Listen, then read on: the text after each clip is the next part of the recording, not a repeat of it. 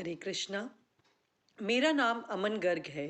मैं भीलवाड़ा की निवासी हूँ और एक यहाँ स्थानीय कक्षा में फिजिकल क्लास में मैंने गीता परिचय अभियान के अंतर्गत अपनी गीता का पाठ्यक्रम पूरा किया है।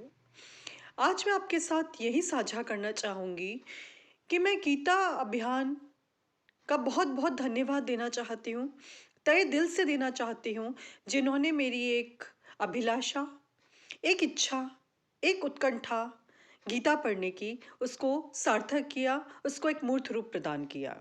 इसलिए मैं इस गीता परिचय अभियान का हार्दिक हार्दिक स्वागत करती हूँ और साथ में आभार भी प्रकट करती हूँ कि हमें ये सुनहरा अवसर दिया। इसके साथ ही हमें एक फिजिकल क्लास मिली और क्लास के दौरान ही मुझे ये महसूस हुआ कि ऑनलाइन पाठ्यक्रम से ये फिजिकल क्लास हमें ज़्यादा सिखाते भी हैं और ज़्यादा आनंद भी देती है। उसका कारण ये है कि जब हम साथियों के बीच में वार्ता करते हुए कुछ चीज़ समझते हैं तो वो बहुत अच्छी तरह से समझ में आती है और हमें एक नया हर्षोल्लास और आनंद भी देकर जाती है। इसके अतिरिक्त जो ये पाठ्यक्रम की पुस्तक है, ये बहुत ही अच्छी है। इसमें सभी उदाहरण, सभी श्लोक इस तरह से दिए हुए हैं जो एक आम आदमी भी समझता है और मुझे ये लगता है कि कोई स्वयं पाठी बनकर भी इस पुस्तक को पढ़कर गीता समझ सकता है।